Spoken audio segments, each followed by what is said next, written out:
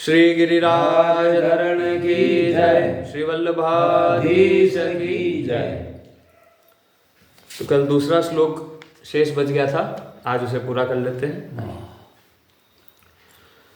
तो मनुष्य के अतिरिक्त दूसरी सब भोग योनियां हैं। कल ये बात तो हमने करी थी कि जो मनुष्य योनि होती है वो कर्म योनि होती है, उसके अलावा बाकी सारी योनियां भोग योनियां होती है। यानी कि पाप और पुण्य का जो फल है वो मनुष्य को मिलता है, बाकी किसी भी योनि में उसके द्वारा किए जाने वाले कर्म और पाप और पुण्यों में नहीं आते। मतलब कोई शेर है, वो शिकार कर रहा है, वो हत्या कर रहा है, वो हिंसा कर रहा है, तो उसे उसका पाप नहीं लग रहा है, क्योंकि वो ऑलरेडी पाप करके ही उसका पाप भोगने के उसके फल स्वरूप ही उसको शेर की योनि प्राप्त हुई है। ऐसे वो भोग योनि है, वो पहले से जेल में है। अब जेल में रहकर अब वो और कोई पाप कर रहा है तो उसका उसे फल मिलने वाला नहीं है, क्योंकि वो पहले से जेल में है। ऐसा आगे मनुष्य योनि में किए हुए पाप पुण्यों का फल भोगने के लिए ही मनुष्य को दूसरी योनियों में जाना पड़ता है। जैसे अभी शेर की योनि बताया था, वैसे ही अगर आप हमारे द्वारा किए गए पाप और पुण्यों के फल स्वरूप हमें दूसरी योनियां प्राप्त होती है। नए पाप पुण्य करने का अथवा पाप पुण्य से रहित होकर मुक्त होने का अधिकार और अवसर मनुष्य शरीर में ही है। ये भी बात हो चुकी है कि सिर्फ और सिर्फ मनुष्य शरीर है जिसके पास में अपना उद्धार करने का अवसर है। ये अपॉर्चुनिटी सिर्फ और सिर्फ हमारे पास में है, दूसरी किसी योनि वाले जीव जंतु पशु पक्षी या देवी देवताओं के पास में भी नहीं। ऐसा आगे यहां मूलानी पद का तात्पर्य तादात्म्य ममता और कामना रूप मूल से है, वास्तविक ऊर्ध्व मूल परमात्मा से नहीं। मैं शरीर हूं ऐसा मानना तादात्म्य है। हमने अपने आप को शरीर मान लिया ना, वो बात हो रही है। हमने अपना संबंध किससे बनाया? शरीर से। और अपने आप को क्या मान लिया? शरीर मान लिया। इसी को बोलते हैं कि हम तादात्म्य हो गए। हमने अपना तादात्म्य किसके साथ कर लिया? शरीर के साथ। शरीर को मैं मान लिया ना, शरीर को मैं मान लिया। जय श्री कृष्ण। मैं शरीर हूँ नहीं, मैं शरीर हूँ नहीं, यही रगड़ा पड़ गया, भूल बड़ी जबरदस्त पड़ गई। निकले जब काम बस अभी आप भजन करिए, भजन से कमाइए उसको, ऐसा विवेक जागृत हो जाएगा फिर आपका। ऐसा कुल मिलाकर शरीर से संबंध मान लिया। जैसे एक व्यक्ति ने एक प्रश्न पूछा था कि जब सबके अंदर भगवान है तो मतलब फिर ये कोई पाप कर रहा है, कोई पुण्य कर रहा है, लोग ऐसे अलग अलग क्यों हैं? क्यों? क्योंकि सबके अंदर भगवान है ना। तो वो बात ये है कि भगवान सबके अंदर है, पर अभी आप उस भगवत भाव में कहाँ हो? अभी आप देह भाव में हो ना। कर्म करने को हर आदमी को स्वतंत्र रखने का भगवान ने के, वो भगवान के गए तो अपने अनुसार चल रहा है, सब अपने स्वतंत्र है, सब जो चाहे वैसा कर रहा है। नहीं वो तो है, पर जब नहीं उसका प्रश्न ये है कि जब सबके अंदर भगवान है, राम, जैसे मान लीजिए सिया राम में सब जग जानी, सबके अंदर राम है, तो वो दिखाई क्यों नहीं दे रहे? ये भी राम, ये राम, ये राम, सब अलग अलग क्यों दिख रहे हैं? यही तो माया का एक राम, ये माया। तो उसका उत्तर ही बता रहा हूँ कि माया कैसे, कि अभी आप उस राम वाले भाव में हो ही नहीं। जैसे तुलसीदास जी को सब जगह राम दिख गए थे क्योंकि उनको भगवत साक्षात्कार हो गया, वो उस भाव में थे, भगवत भाव में। अभी आप कौन से भाव में हो? देह भाव में। संबंध अभी किससे है? शरीर से, देह से संबंध है। अब देह तो वो तो अलग अलग है सबकी, वो तो गुणों से निर्मित है प्रकृति द्वारा, तीनों गुण। अभी तीनों गुणों के मिश्रण से सभी लोग अलग अलग तरह के हैं, इसलिए अलग अलग दिखाई दे रहे हैं। जब भगवान तो कुछ नहीं करता, वो सब करवाता है अपने से। और अपने जैसे आपने देह भाव जिस दिन छोड़ा और भगवत भाव में आए, उस दिन आपको सब एक ही स्वरूप वासुदेव सर्वम दिखाई देने लग जाएगा। ऐसा वो वाली बात है। बाकी है तो सबके अंदर, पर अभी क्यों वो दिखाई नहीं दे रहे? सब अलग अलग क्यों दिख रहे हैं? क्योंकि अभी आप उस भाव में नहीं हो। वो दृष्टि, चश्मा नहीं बदला, चश्मा बदल लो आप। मेरा ये नंबर का चश्मा है, पहले नंबर ज्यादा थे, अब धीरे धीरे हर साल मेरे नंबर कम होते चले जा रहे हैं, तो अब साफ दिखाई दे रहा है मुझे, दिखाई देगा। चलो आगे। तो शरीर आदि पदार्थों को अपना मानना ममता है। पुत्रेशना, वित्तेशना और लोकेशना, ये तीन प्रकार की मुख्य कामनाएं हैं। पुत्र परिवार की कामना पुत्रेशना, और धन संपत्ति की कामना वित्तेशना, और संसार में मेरा मान आदर हो जाए, मैं बना रहूं, मेरा शरीर निरोग रहे, मैं शास्त्रों का पंडित बन जाऊं, आदि अनेक अनेक कामनाएं लोकेशना के अंतर्गत। तीन प्रकार की तृष्णाएं, कामनाएं, ये तीन प्रकार की मुख्य तृष्णाएं हैं, कामनाएं हैं पुत्रेष्णा, लोकेष्णा और वित्तेष्णा। ऐसा। इतना ही नहीं, कीर्ति की कामना मरने के बाद भी इस रूप में रहती है कि लोग मेरी प्रशंसा करते रहे, कि मेरे मरने के बाद भी लोग मुझे याद करते रहे। सोचते हैं लोग मेरा स्मारक बन जाए, लोग मेरी मूर्ति बनाए, उस पर फूल चढ़ाए, हार चढ़ाए, मेरी स्मृति में पुस्तकें बन जाए, लोग मुझे याद करें, आदि आदि। यद्यपि कामनाएं प्राय सभी योनियों में न्यूनाधिक रूप से रहती है, तथापि वे मनुष्य योनि में ही बांधने वाली। कामनाएं तो बोलते हैं दूसरी योनियों में भी होती है न्यूनाधिक रूप से। कुत्ता बिल्ली है तो उनके भी तो जो बच्चे होते हैं उनका भी पालन पोषण करते हैं, उनकी रक्षा करते हैं, है कि नहीं। पर ये सारी कामनाएं उन्हें बांधती नहीं है, क्योंकि वो बंधे हुए हैं, वो पहले से भोग योनि में है, फल स्वरूप वहां पर आए हैं अपने पाप और पुण्य के कर्मों के फल स्वरूप। पर मनुष्य योनि को ये सारी कामनाएं बांध देती। मनुष्य को इन कामनाओं से जब वो मुक्त होगा, जब कोई चाह ना हो, जब कोई कामना ना हो, जब व्यक्ति जब गुणातीत हो जाता है, तब वो मुक्त हो पाता है। ऐसा ये तीन इच्छाएं बांधने वाली न होने के कारण कामना नहीं कहलाती। पहला, तीन इच्छाएं, ये तीनों इच्छाएं बांधती नहीं। अब कौन सी तीन इच्छाएं हैं देखते हैं। भगवत दर्शन या भगवत प्रेम की कामना, भगवत प्राप्ति की कामना, ये आपको बांधती थोड़ी है, ये तो आपको मुक्त कर देती है। ये बांधती कहाँ है। दूसरा, स्वरूप बोध की कामना, मुझे अपने वास्तविक स्वरूप का बोध हो जाए, मुझे अपने वास्तविक स्वरूप का, अभी मैं अपने आप को क्या मान रहा हूँ, शरीर, मैं आत्मा हूँ ये मान ले तो हो गया काम। जब उसे अपने वास्तविक स्वरूप का बोध हो जाए, अभी तो खाली बोल रहे हैं कि मैं आत्मा हूं, जब इसका बोध हो जाए, अहम ब्रह्मास्मि, ज्ञान मार्ग वाला है तो, भक्ति वाला है तो वासुदेव सर्वम, ज्ञान वाला है तो अहम ब्रह्मास्मि सर्वम खल्विदम ब्रह्म, और भक्ति वाला है तो वासुदेव सर्वम, ये बोध हो जाए। इसकी कामना भी व्यक्ति को बांधती थोड़ी है, ये कामना भी तो मुक्त कर देती है। और तीसरी कामना, सेवा करने की कामना।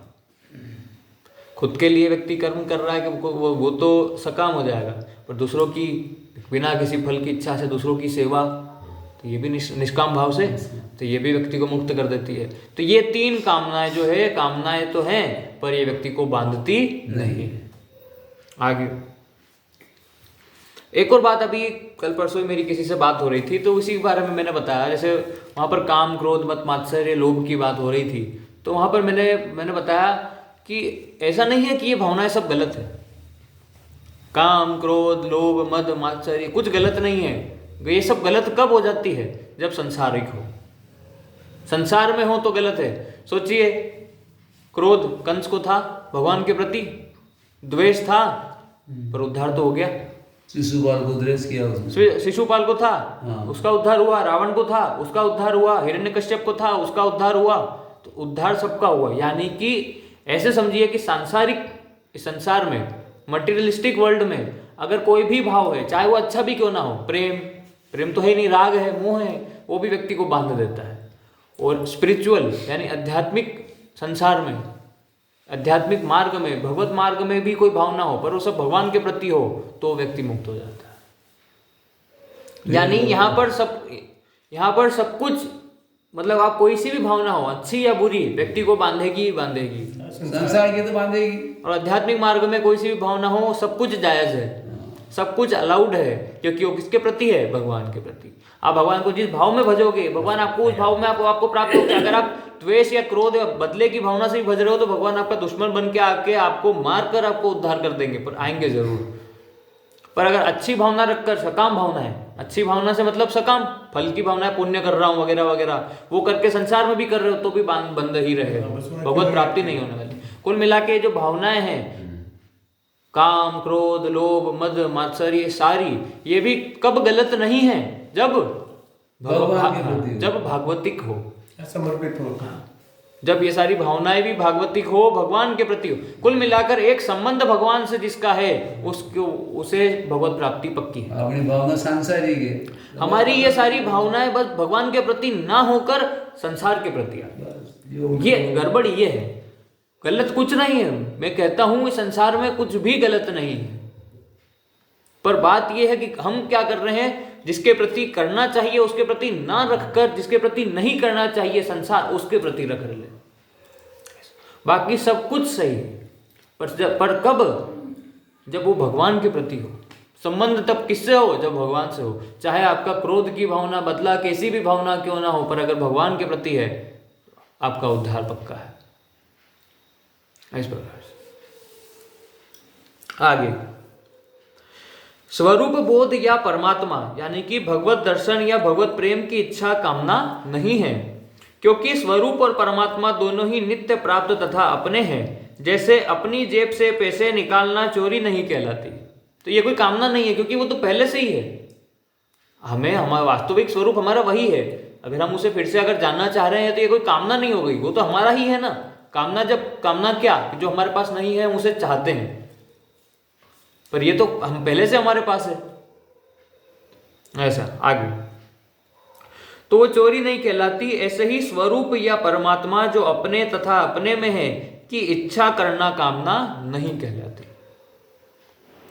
संसार की वस्तुओं को संसार की ही सेवा में लगा देने की इच्छा भी कामना नहीं, प्रत्युत त्याग है। वो त्याग कहलाता है कि संसार की वस्तु है वापस संसार में ही लगा दी, क्योंकि कामना लेने की होती है, देने की नहीं होती। कामना तो क्या? कामना मतलब क्या? कि मैं कुछ चाहता हूं। कामना क्या होती है? मैं कुछ चाहता हूं, पर यहाँ पे आप चाह नहीं रहे हो, आप तो यहाँ तो दे रहे हो, तो ये भी व्यक्ति को बांधती नहीं। तात्पर्य है कि जो वस्तु अपनी तथा अविनाशी है उसकी इच्छा करना आवश्यकता यानी कि भूख है, और जो वस्तु दूसरे की तथा नाशवान है उसे दूसरे को देने की इच्छा करना त्याग है। जैसे शरीर की भूख मिटाने के लिए भोजन की इच्छा करना एक नाशवान जड़ वस्तु की होती है। जैसे शरीर की भूख मिटाने के लिए भोजन की इच्छा करना एक प्रकार से कामना नहीं होती। हाँ, अगर किसी व्यक्ति को भूख लगी है, अब तो भोजन तो करना पड़ेगा, तो वो कोई कामना नहीं है। पर कामना कब है? जब आपके सामने भोजन पड़ा है पर आप ये ना चाहकर मुझे तो ये खाना है, मेरे लिए ये पकवान लेकर आओ, काश मुझे ये पकवान मिल जाए, वो तो कामना हो जाएगी। पर अगर अपना उदर पोषण करने के लिए अगर भोजन करना है, भूख लगी है, तो वो जो आप भोजन करने जा रहे हो और जो भी आपको मिल गया आपने उसे पा लिया, तो कोई कामना नहीं हुई। भूख लग रही है और मैं बोले मुझे भोजन चाहिए, तो वो कोई कामना नहीं कहलाई। जो मिला वो खा लिया। हाँ, अपना उदर पोषण तो करना ही पड़ेगा ना शरीर का, तो ये चलेगा कैसे आगे? तो वो कामना नहीं होती। ऐसे ही स्वयं की भूख मिटाने के लिए परमात्मा तत्व की इच्छा करना कामना नहीं होती। कामना नाशवान जड़ वस्तु की होती है। कामना किसकी होती है? नाशवान, ये संसार की जो वस्तु है, वही बात है। संबंध कोई सा भी हो, अगर संसार से है तो गलत है, वही वाली बात है। और आवश्यकता चिन्मय तत्व की होती है। कामना की पूर्ति नहीं होती, प्रत्युत वह बढ़ती ही रहती है। भगवान बोले ना भगवद गीता में 3 अध्याय में कि ये तो एक ऐसी आग है जिसे जितना बुझाने की कोशिश करो उतनी ये बढ़ती चली जाती है। तृष्णा की आग ये बढ़ती चली जाती है। आप सोचोगे कि ये मैं इसे भोग लूंगा, इस भोग को तो शांत हो जाएगी, शांत नहीं है और बढ़ जाएगी, वो आपको भोग लेगी तृष्णा। आगे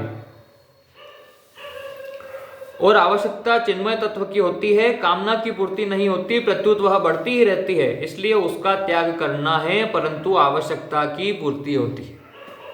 उस आवश्यकता की पूर्ति के लिए 3 उपाय है, कर्म योग, ज्ञान योग और भक्ति योग। 3 प्रकार के योग है मुख्य रूप से।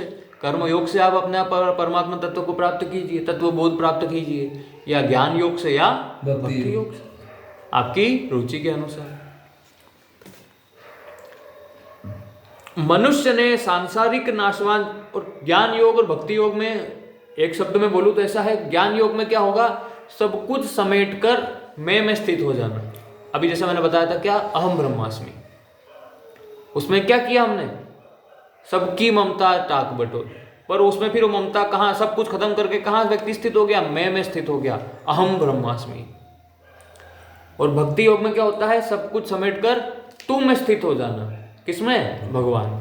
वासुदेव सर्वम, सिया राम में सब जग जानी। ऐसा ये अंतर है, क्योंकि वो अंदर भी बैठा है और भक्ति योग वाला बाहर देखता है क्योंकि वो भक्त है, और ज्ञान मार्ग वाला, ज्ञान योग वाला अपने अंदर देखता है। आगे मनुष्य ने सांसारिक नाशवान चीजों को अपनी माना है, जिससे वह संसार का गुलाम हुआ है। अतः वह सबके हित के उद्देश्य से उन नाशवान चीजों को संसार की समझकर संसार की सेवा हित में लगा दे, तो उसकी गुलामी यानी पराधीनता छूट जाएगी और वह स्वतंत्र हो जाएगा। यह है कर्मयोग। क्योंकि मैंने पहले भी बताया था, कर्मयोग खाली कर्म करना कर्मयोग नहीं कहलाता। आप सब जो कर्म कर रहे हैं, तो अभी इसका मतलब ये नहीं है कि कर्मयोग कर रहे हैं, नहीं। कर्मयोग वो कब कहलाएगा? जब आपका कर्म निष्काम हो जाए, तब वो कर्मयोग कहलाता है। बिना किसी लोभ लालच के कोई काम हो, तब वो कर्मयोग हो जाता है। पर अगर से ऊपर से आप सकाम भावनाओं से कर्म कर रहे हैं और कर्म से और फल की इच्छा भी कर रहे हैं और उस फल को भोग रहे हैं जो प्राप्त हो रहा है, तो कर्मयोग नहीं होगा। कर्मयोग कब हो जाएगा? जब आप कर्म निष्काम कर रहे हैं, ऐसे तो को कर्मयोग हो जाएगा। परमात्मा तो अपना स्वरूप है, जीव उससे अलग नहीं है। केवल नाशवान चीजों से अपना संबंध मानने से वह अपने स्वरूप से च्युत हुआ है। च्युत हुआ है मतलब गिर गया है। जैसे भगवान का एक नाम हो रहा है अच्युत, गीता में आता है। क्यों? क्योंकि भगवान है, कि उसका मतलब क्योंकि वो कभी भी अपनी स्थिति से नीचे नहीं गिरते, इसलिए भगवान को अच्युत कहा जाता है।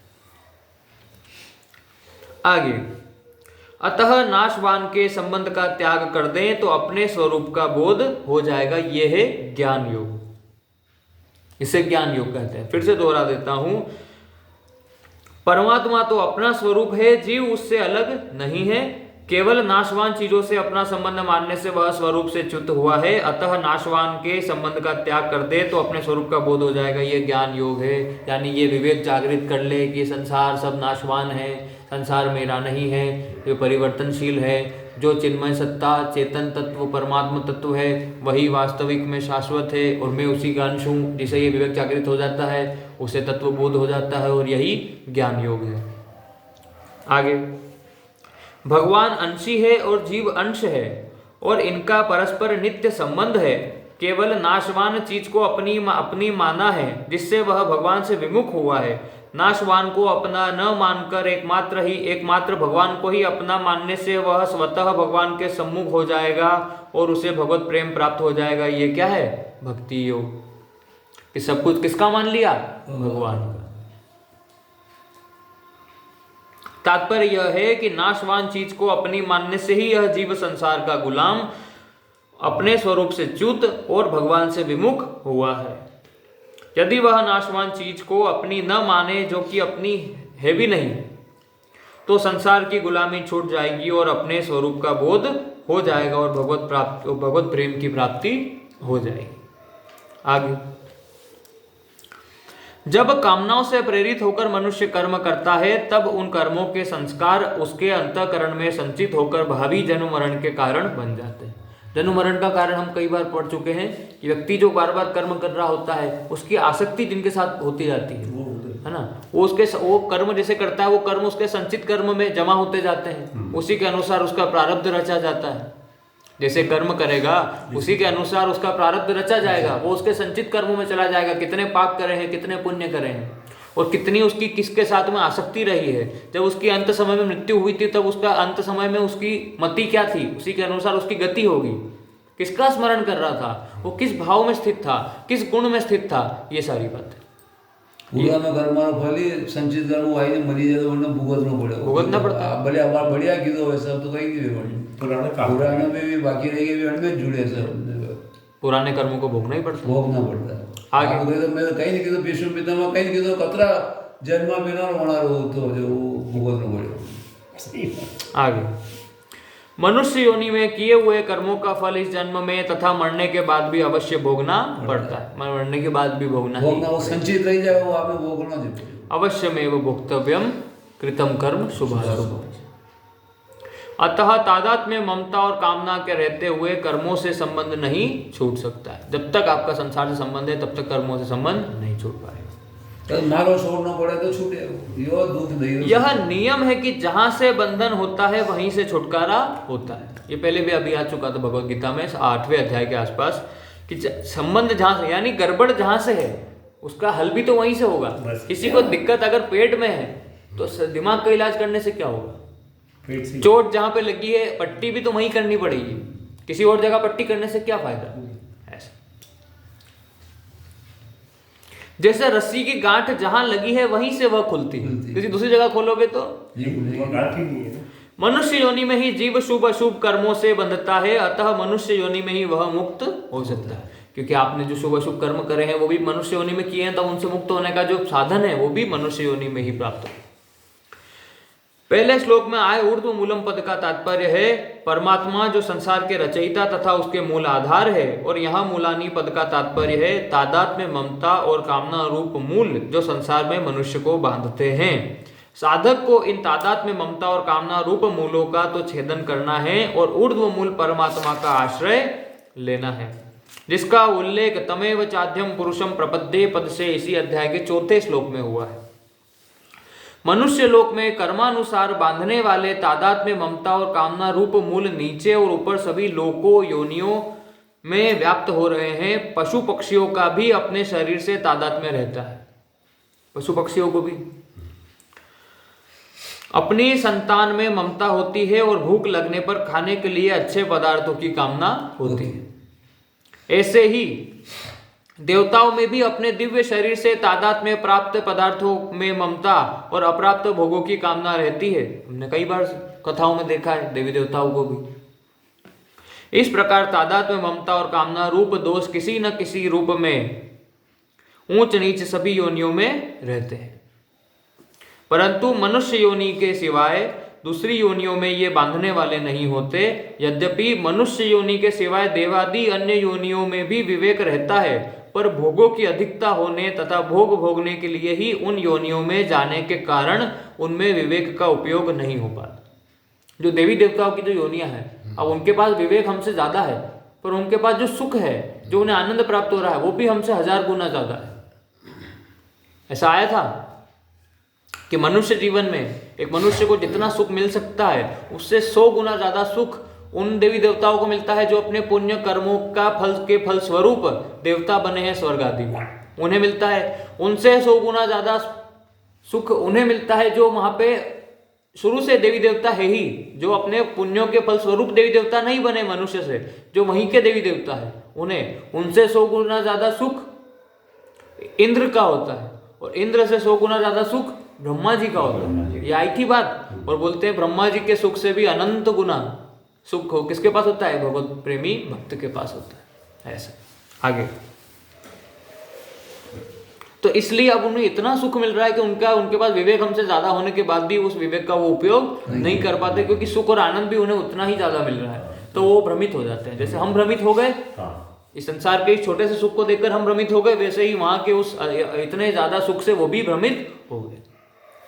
आगे इसलिए उन योनियों में उपर्युक्त दोषों से स्वयं को विवेक द्वारा अलग देखना संभव नहीं है। एक बार अगर आप देवी देवता बन गए तो अब वहां से मुक्ति का कोई द्वार नहीं है।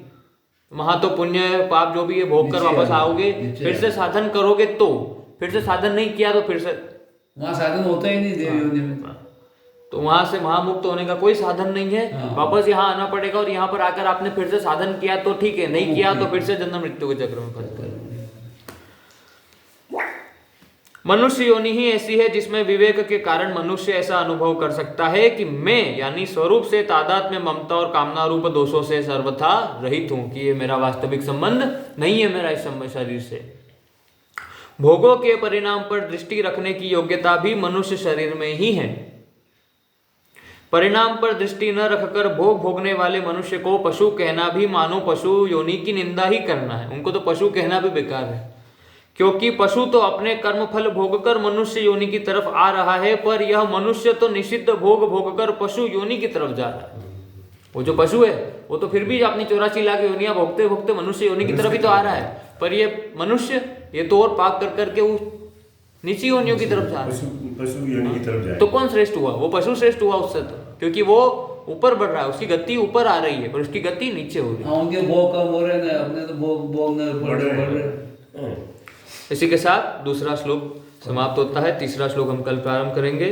ओम शांति शांति शांति। श्री गिरिराज धरण की जय, श्री गोवर्धन नाथ की जय, श्री वल्लभाधीश की जय, परम दयाल श्री गोसाई जी की जय, श्री विठलनाथ जी की जय, श्याम सुंदर श्री यमुने महारानी की जय। जय जय श्री राधे पूछरी के लोटा की, हो प्यारे।